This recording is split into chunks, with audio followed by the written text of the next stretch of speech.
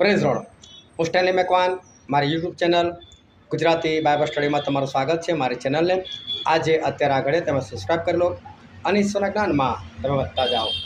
Bible કહે છે દેહના કામ તો ખુલ્લા છે, શરીરના કામ.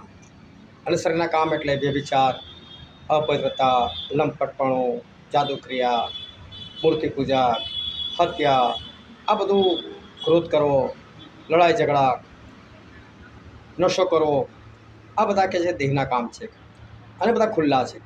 અને બાઇબલ કે જે લોકો આવા કામ કરે છે ને તે લોકો દેવના રાજ્યનો વારસો પામશે ને. બરાબર છે, આવા કામ કરનાર દેવના રાજ્યનો વારસો ના પામે એ વસ્તુ બરાબર. પણ આ બધા કામ કોના? શરીરના.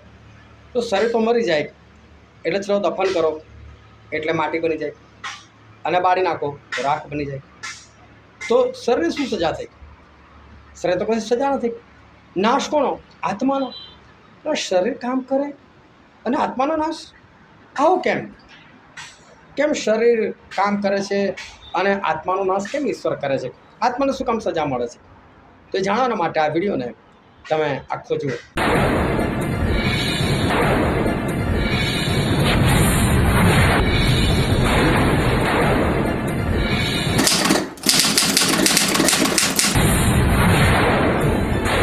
આજે છે તારીખ 5 જાન્યુઆરી 2026 સાલ, અને વોટ્સએપ પર જે રોજે 10 સવાલ પૂછવામાં આવે છે તેનો આ વિડીયો છે. અને આજનો સૌથી પહેલો પ્રશ્ન છે કે પવિત્ર આત્માના ફળ કેટલા છે? અને મેં ઓપ્શન આપેલું 2, 4, 9, 7. અને કે બધાએ ગણીને એનો જવાબ આપ્યો 9. પરંતુ બાઇબલની અંદર જો આપણે વાંચીએ તો ગલાતી 5મો અધ્યાય 22 અને 23 કલમ, ત્યાં એવું લખેલું છે પણ પવિત્ર આત્માનું ફળ. એક વચનમાં લખ્યું પણ પવિત્ર આત્માનું ફળ. એટલે એવું નથી લખ્યું પણ પવિત્ર આત્માના ફળો, પછી પ્રેમ, આનંદ, શાંતિ એમ કરીને બધું નથી લખ્યું. પણ શું લખ્યું? પવિત્ર આત્માનું ફળ. એક વચન તો પછી એક જ ફળ દેખાડવું જોઈએ. પણ હવે 9 ફળ કેમ દેખાય? જવાબ સાચો છે, તમે 9 ફળ ગણીને લખ્યા. પરંતુ બાઇબલમાં કેમ એક વચનમાં લખેલું? તમે ઇંગ્લિશમાં વાંચો કે હિન્દીમાં વાંચો, બધી જગ્યાએ એક જ વચનમાં લખેલું છે પણ પવિત્ર આત્માનું ફળ. હવે ખરેખર પવિત્ર આત્માનું એક જ ફળ છે અને એ છે પ્રેમ. બીજા કોઈ ફળ પવિત્ર આત્માના નથી. હા, નથી. કઈ રીતે? તો જો સૌથી પહેલું અને એક જ ફળ કયું છે? પ્રેમ.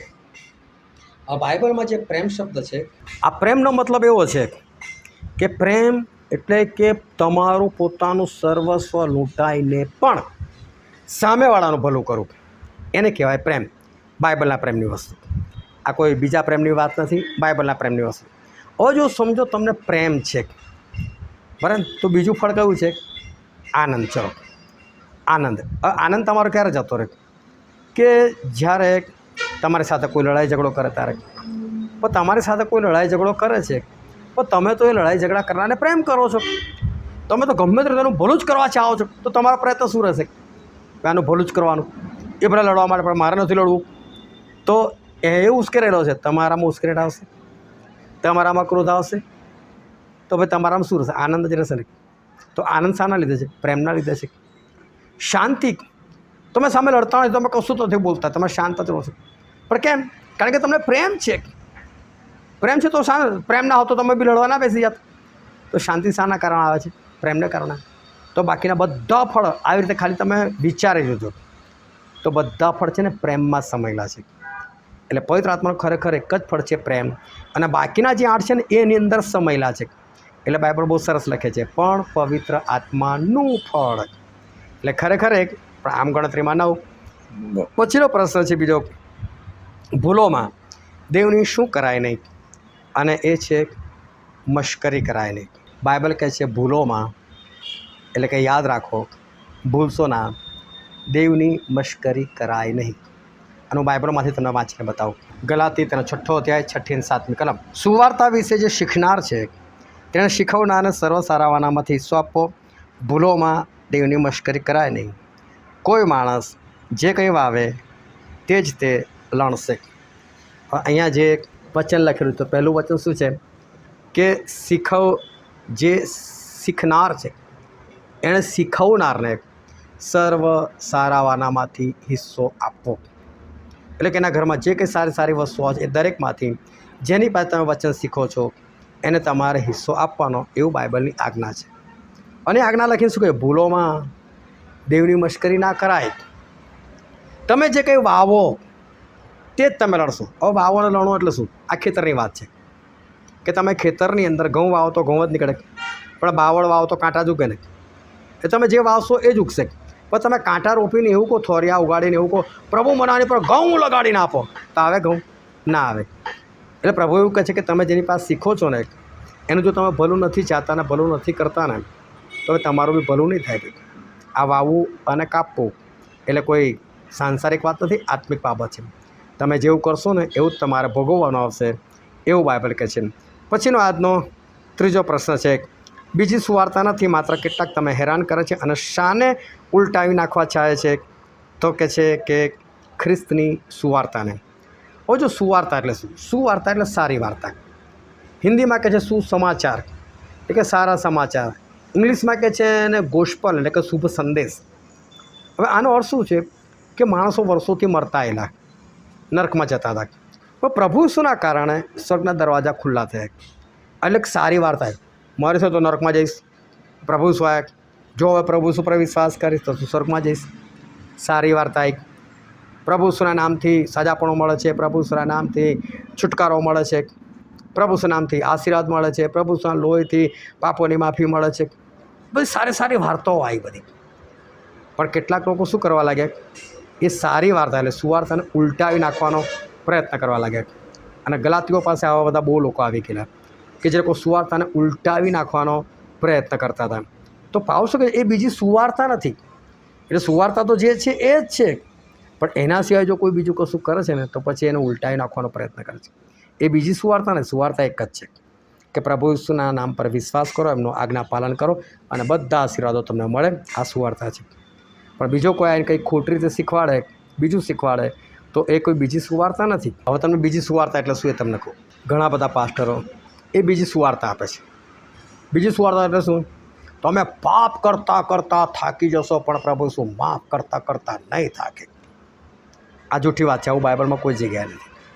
બાઇબલ સ્પષ્ટ કહે છે કે તમે પાપ કરશો તો મરશો જ ભાઈ. પ્રભુ શું તમારા જેવા થોડા છે કે તમને દરેક બાબતમાં મદદ જ કર્યા કરે, પાપમાં મદદ કર્યા કરે? તો એ વસ્તુ ખોટી છે. પછી ઘણા લોકો એવું શીખવાડે છે કે ઉડાવ પુત્ર એ જ્યાં ગયો ત્યાં એનો બાપની નજર એની પર હતી, એનો બાપ એની સાથે હતો, એનો બાપ બધું જોઈ રહેલો અને એનો બાપ બસ ખાલી એને પાછા આવવાની જ રાહ જોતો હતો. એનો બાપ કોઈ જગ્યાએ નહોતો ગયો, એનો બાપ પોતાના ઘરમાં જ બેસી રહેલો. તમારે ખોટું કરવું છે ને બાપના ઘરમાં જ તમારે પોતે નીકળવું છે ને તમારે હર્યા ફર્યા કરવું છે અને મોજ મસ્તી કરી તો તમારો બાપ એટલે આકાશનો બાપ તમારી પાછળ કરી નથી ફરવાનું. આ બીજી સુવાર્તા છે, ખોટી સુવાર્તા છે. આવું માનીને લોકો નાશમાં જતા રહે. એટલે બીજી સુવાર્તા એ ખોટી છે. જે આપણને બાઇબલમાં મળેલી છે એ સાચી સુવાર્તા છે. ચોથો પ્રશ્ન છે, હું જીવું છું તો પણ હવેથી હું નહીં, પરંતુ મારામાં કોણ જીવે છે? અને એ છે કે મારામાં ખ્રિસ્ત જીવે છે. અને હું તમને બાઇબલમાંથી વાંચીને બતાવું. ગલાતીઓનો પત્ર તેનો 2 અધ્યાય તેની 20મી કલમ. હું ખ્રિસ્તની સાથે વધસ્તંભે જડાયો, પરંતુ હું જીવું છું તો પણ હવેથી હું નહીં, પણ મારામાં ખ્રિસ્ત જીવે છે. અને હવે દેહમાં જે મારું જીવન તે દેવના દીકરા પરના વિશ્વાસિત છે. તેણે મારા પર પ્રેમ રાખ્યો અને મારે સારું પોતાનું અર્પણ કર્યું. અહીં શું કહે છે બાઇબલ? હું ખ્રિસ્તની સાથે વધસ્તંભે જડાયો. જ્યારે તમે બાપ્તિસ્મા લો છો ને અને બાપ્તિસ્માના પાણીમાં જ્યારે ડૂબો છો ત્યારે એ શું દેખાડે છે? તમારું દફન દેખાડે, તમે મરી ગયા. અને જ્યારે તમે બહાર નીકળો છો એ તમે એવું કહેવામાં હું નહીં જીવતો, હવે મારામાં ખ્રિસ્ત જીવશે. અત્યાર સુધી ખ્રિસ્ત વગર મારું જીવન હતું, પરંતુ હવે ખ્રિસ્ત જીવશે.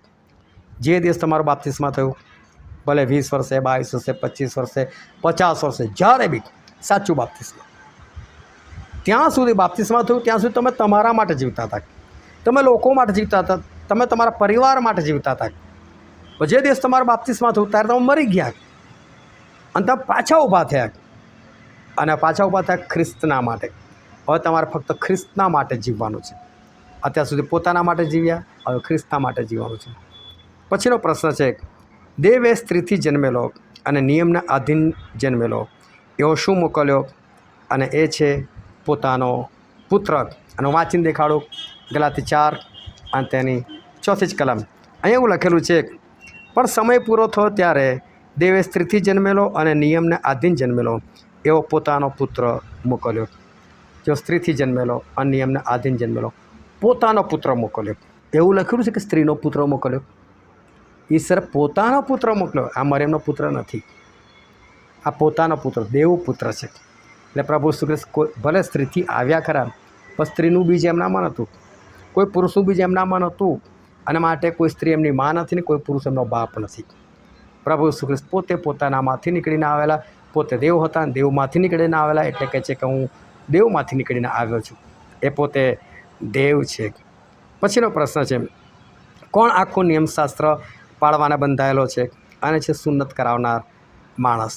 હવે શું છે, નવો કરાર શરૂ થયેલો હતો, અને આજે હિબ્રુઓ એટલે કે ઇઝરાયલીઓ, એ લોકોની ઈશ્વર તરફથી આજ્ઞા હતી, મૂસા તરફથી, કે નર બાળક જન્મે એટલે 8મા દિવસે એની સુન્નત પાકી કરવી. એ લોકો કરતા આવેલા. પ્રભુ છે ના પાડી કે આ સુન્નત બુન્નત કશું નથી કહે છે. એટલે ખરેખર એવું કહેવા માગે, સુન્નત એટલે એક વધારાની ચામડી. એટલે તમારા જીવનમાં જે વધારાનું હોય ને બધું કાઢી નાખો. તમારા કાન વધારાનું સાંભળતો નિંદા પિંદા કાઢીને ફેંકી દો.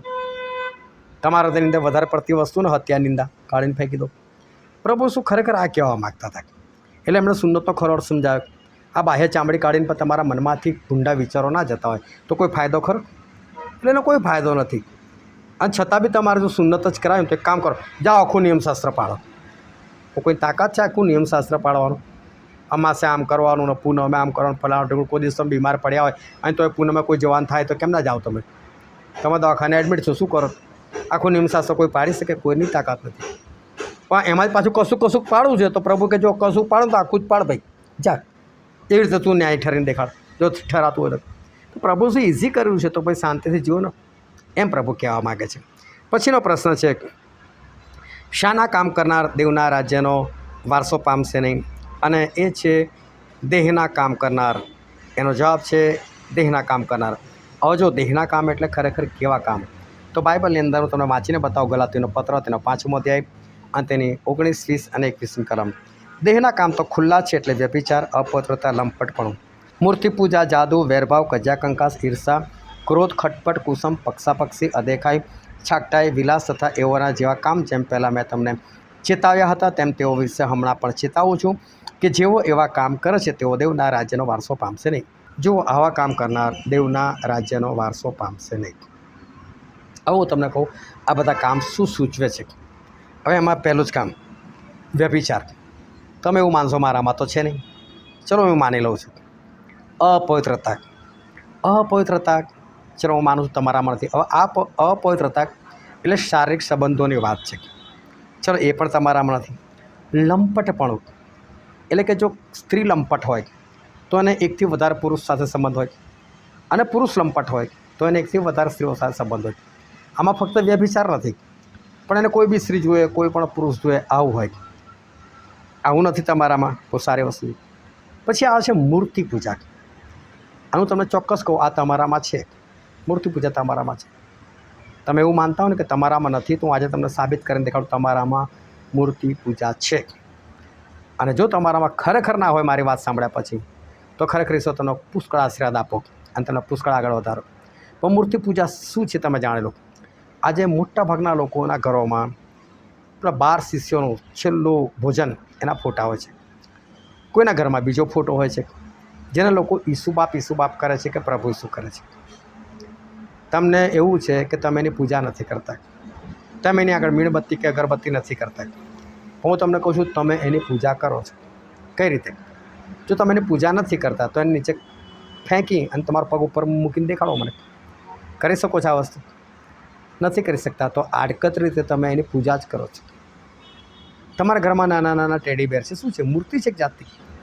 તમે સ્થાન જ આપ્યું છે ને, માન જ આપ્યું છે ને, તમે લાતો મારીને ઘરની બહાર કાઢી નાખો છો, ફગાવી નાખો છો, બાળી નાખો છો. નથી કરી શકતા ને, તો એક મૂર્તિ પૂજા કરવા બરાબર જ છે.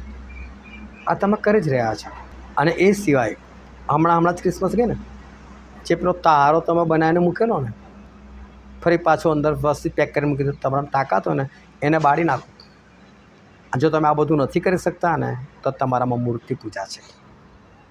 એને છોડો. આવા કામ કરનાર દેવના રાજ્યનો વારસો પામશે ને, એવું બાઇબલ કહે છે. હજુ આગળ વધું છું. જાદુ ના, એ તો અમે નથી કરતા ભાઈ. જંત્ર મંત્ર તંત્ર વિદ્યામાં તમે માનતા ત્યાંથી. ચલો છોડો. વેરભાવ.